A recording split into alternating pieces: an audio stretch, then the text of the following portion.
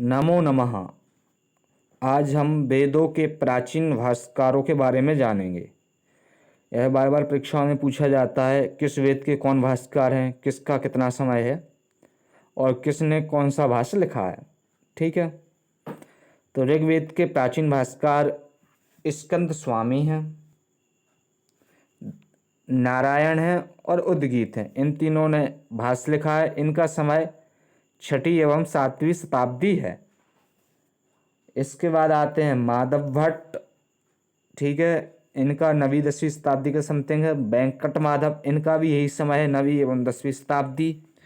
इसके बाद आते हैं धानुष के यज्वा और आनंद तीर्थ मध्व। ठीक है, इनका वही समय 10वीं 11वीं शताब्दी के समथिंग है।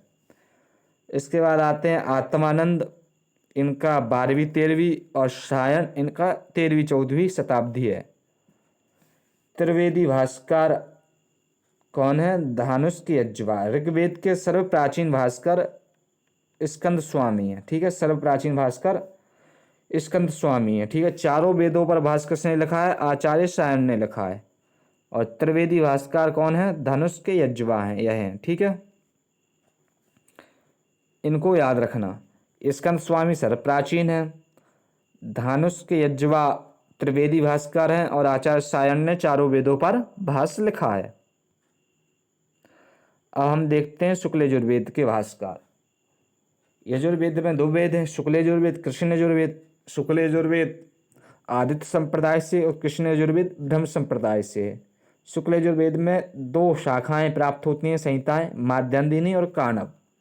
ठीक है, तो माध्यन्दिनी संहिता के भास्कर हैं उव्वट या उवट और दूसरे महीधर। ठीक है, इनका समय 11वीं शताब्दी है उव्वट का, और इनका है 16वीं शताब्दी। इसके बाद देखते हैं हम काणव। तो इनमें आते हैं हलायुद्ध, इन्होंने ब्राह्मण सर्वस्व भाष्य लिखा है। सायण 14वीं शताब्दी के हैं। अनंताचार और आनंद बोध भट्टोपाध्याय। माधव भट्ट ने ऋग्वेद के विषय में 11 अनुक्रमणियाँ लिखी थीं। ठीक है, यह याद रखना।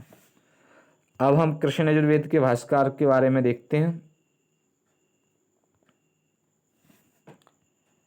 तो कृष्ण यजुर्वेद में 33 संहिता पर भाष्य कुंडन ने लिखा है, भवस्वामी ने लिखा है, गृहदेव ने लिखा है, छुर ने लिखा है, भट्ट भास्कर ने लिखा है और आचार्य सायन ने लिखा है।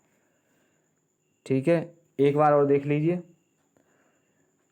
33 संहिता पर भास्कर ने लिखा है कुंडिन ने, भवस्वामी ने, गुहदेव ने, छुर ने, भट्ट भास्कर ने और सायन ने।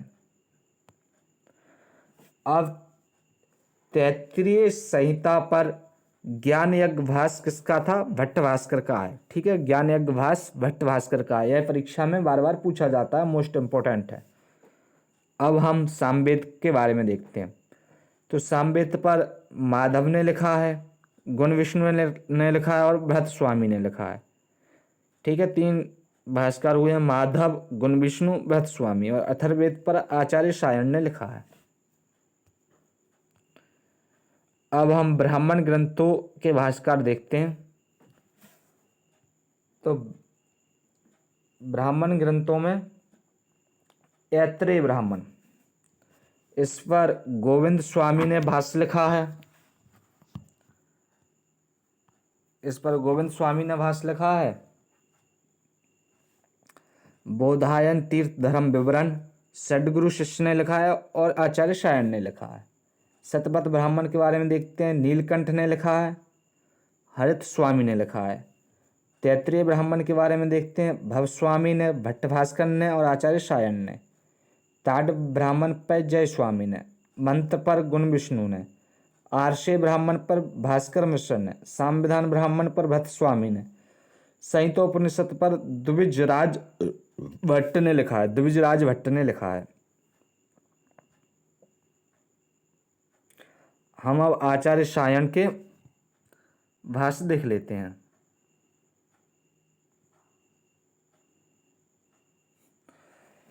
तो आचार्य सायन ने 5 संहिताओं पर भाष्य लिखा है। तैत्रीय संहिता ऋग्वेद, सामवेद, काणव और अथर्ववेद। ठीक है, 5 संहिताओं पर भाष्य लिखा है। अब 11 ब्राह्मणों पर भाष्य लिखा है। कौन कौन से हैं? तैत्तिरीय ब्राह्मण, ऐत्रेय ब्राह्मण, ताड़ ब्राह्मण, षड्विंश ब्राह्मण, संविधान ब्राह्मण, आर्षेय ब्राह्मण, देवताध्याय ब्राह्मण, ऋग्वेद भाष्य भूमिका संग्रह। यह इन्होंने बुक लिखी है, ऋग्वेद भाष्य भूमिका संग्रह। ठीक है, ऋग्वेद के भाष्य लिखे हैं इन्होंने।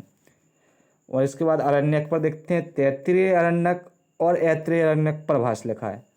आचार्य सायन याज्ञिक भास्कर थे। ठीक है, प्रश्न पूछ लिया जाता है याज्ञिक भास्कर कौन कौन से थे, तो आचार्य सायन और उपवट। ठीक है, यह है। और इनके भाष्य का नाम क्या था? वेदार्थ प्रकाश। आचार्य सायन के भाष्य का क्या नाम था? वेदार्थ प्रकाश।